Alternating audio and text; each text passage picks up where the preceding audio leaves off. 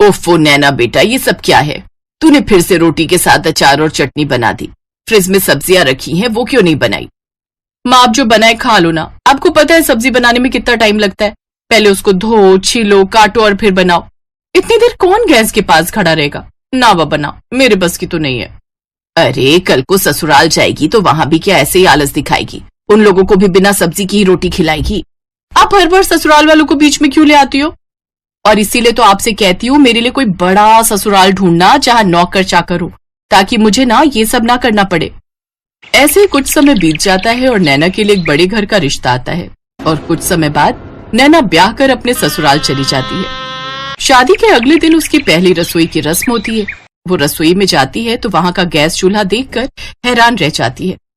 हे राम, इतना बड़ा गैस चूल्हा! खैर मुझे क्या, अच्छा ही है, ऐसे जल्दी खाना बन जाएगा। फिर वो तरह तरह के पकवान बनाती है। पूरी, कचौरी, आलू की सब्जी, हलवा, रायता सब बनकर तैयार हो गया। अब देखना कैसे ये लोग मेरे हाथ का खाना खाएंगे तो खुश हो जाएंगे। वो मन ही मन ये सब सोच रही होती है कि तभी नैना की ननद डिम्पल और जेठानी अनीता वहां आती है। अरे वाह, खुशबू तो बड़ी अच्छी आ रही है। लेकिन ये क्या, ये तो आधा ही खाना बना है। नहीं दीदी, मैंने तो आलू पूरी, हलवा, रायता सब बनाया है।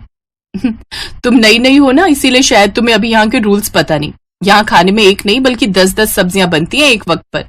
क्या? इसका मतलब इसीलिए वो इतना बड़ा गैस चूल्हा रखा हुआ है? हाँ और क्या। तुम तो ऐसे हैरान हो रही हो जैसे मैंने तुम्हें 10 नहीं बल्कि 100 सब्जियां बनाने के लिए बोल दिया हो।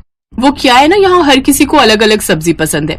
अब 1-2 सब्जियां ही बनेंगी तो कुछ लोग तो भूखे ही रह जाएंगे, इसलिए 10 तरह की सब्जियां बनती हैं। अगर किसी को ये ना खाना हो तो वो खा ले, वो न खाना हो तो कुछ और खा ले। हाँ छोटी भाभी, और आज आप इस घर की परंपरा को आगे बढ़ाओ और फिर हम सबको खाने की टेबल पर बुला लेते हैं। बेचारी नैना की तो ये बात सुनते ही होश उड़ जाते हैं। चल बेटा नैना, हो जा शुरू। अब बन जा तू झांसी की रानी और बना डाल 10 सब्जियां। इतनी सब्जियां तो मेरी शादी में भी नहीं बनी थी जितनी ये लोग मुझसे एक वक्त में ही बनवा लेंगे।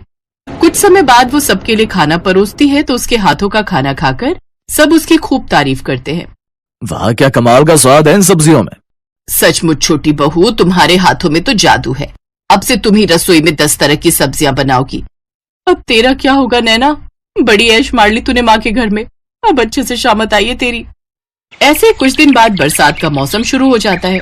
बाहर का सुहाना मौसम देखकर नैना सोचती है, अरे वाह, आज तो गर्मा गर्म पकौड़े खाने वाला मौसम हो रहा है। ऐसा करती हूँ, सबको गर्मा गर्म पकौड़े बनाकर खिला देती हूँ। तेल में तले होने के कारण वो भारी होते, जिससे सबका पेट भर जाएगा, और साथ में थोड़ी कचौड़ी भी तल देती हूँ। आज शाम का डिनर यही हो जाएगा और मुझे इतनी सारी सब्जियां बनाने से छुट्टी मिल जाएगी। नैना जल्दी से रसोई में जाती है और पकौड़े बनाकर ले आती है। अरे भाभी, ये क्या बना दिया आपने? हमें नहीं खाना ये सब। हमें तो आलू की सब्जी, पनीर भुर्जी, फ्राई भिंडी ये खाना है। और मेरे लिए कद्दू की सब्जी, खट्टी मीठी वाली, और बैंगन का भरता।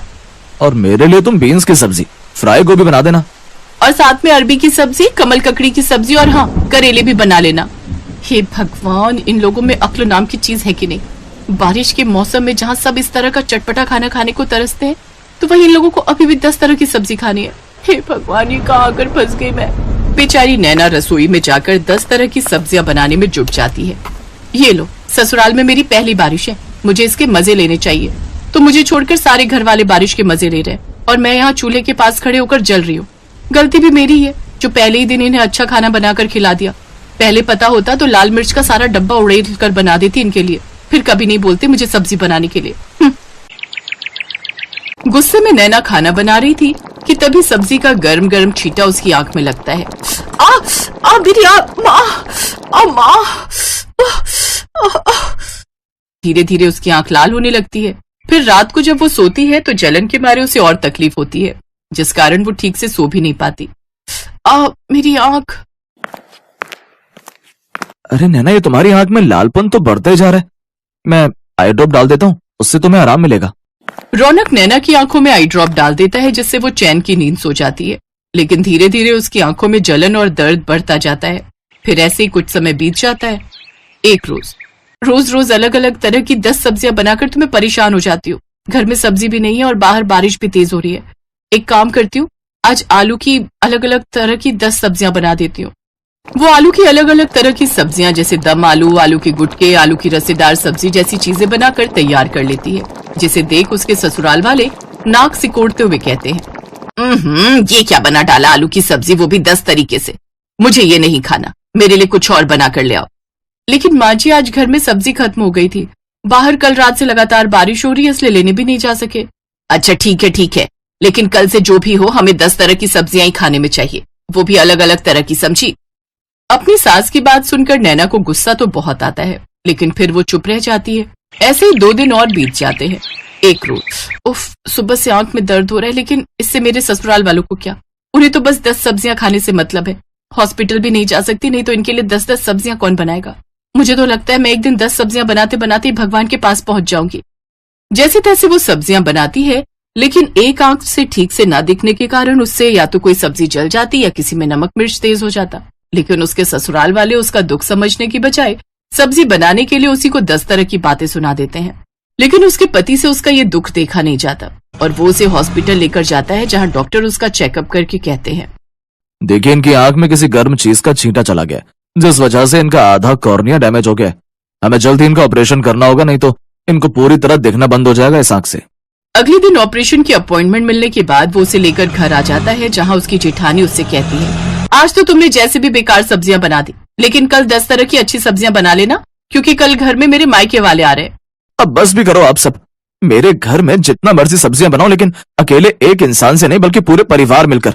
आपको पता है सब्जी का छींटा जाने से इसकी आधी आंख खराब हो गई है। फिर अगले दिन वो उसे ऑपरेशन के लिए ले जाते हैं, जहां उसका सफल इलाज होता है और उसे पूरी तरह दिखना शुरू हो जाता है। 3 दिन बाद वो घर आती है तो उसकी सास उससे, हमें माफ कर दे छोटी बहू, तेरे आने से पहले हमने नौकर रखा हुआ था, लेकिन 10 सब्जियों से परेशान होकर वो भी भाग ही गया। फिर हम सब मिलकर ही सब्जियां बनाने लगे, लेकिन तेरे आने के बाद हमने सब तेरे ऊपर ही छोड़ दिया, जिस कारण तेरी ये हालत। लेकिन अब से तू अकेले काम नहीं करेगी, बल्कि हम सब भी तेरी मदद करेंगे। और हाँ, अब से इस घर में 10 नहीं बल्कि 2 ही तरह की सब्जियां बनेंगी और वो सबको खानी पड़ेंगी। अपनी सास के मुंह से ये बात सुनकर नैना बहुत खुश हुई और अब वो खुशी खुशी अपने ससुराल वालों के साथ रहने लगी।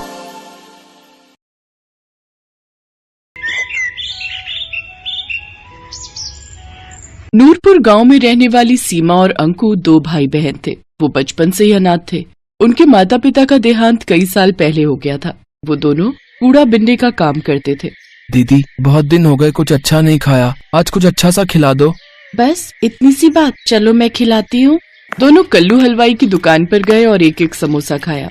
आज तो मजा ही आ गया दीदी, अगर ऐसा ही खाना रोज मिल जाए तो मजा ही आ जाए। नहीं भाई, रोज रोज हम ये अमीरों वाला खाना नहीं खा सकते। हमारे पास जितना है उसी में संतुष्ट रहना सीख। कुछ रोज बाद उस गांव में तेज बारिश आई और उनकी झोपड़ी बह गई। उनके पास जो भी सामान था वो बारिश में बह गया। दीदी आप रो मत, हम सेठ को जाकर बताते हैं तो वो हमारी कुछ न कुछ मदद जरूर करेंगे। वो खड़ूस कहीं का सेठ, वो तो एक नंबर का लालची है, भला वो हमारी क्या मदद करेगा। चलो तो दीदी एक बार हम उनको अपनी परेशानी बताते हैं। उनका सेठ बड़ा ही खड़ूस था। वो हमेशा उनको कबाड़ के बेहद ही कम पैसे देता था। कुछ देर बाद वो दोनों सेठ के घर पहुँचे और सीमा ने मालिक से कहा, सेठ जी कुछ पैसे चाहिए, खाना खाना है, बारिश में हमारा घर और सब सामान बह गया, हम जल्दी कबाड़ा बिनकर आपके पैसे लौटा देंगे। तभी सेठ की पत्नी उर्मिला भी वहाँ आ जाती है। उर्मिला बहुत ही बुरे स्वभाव की थी।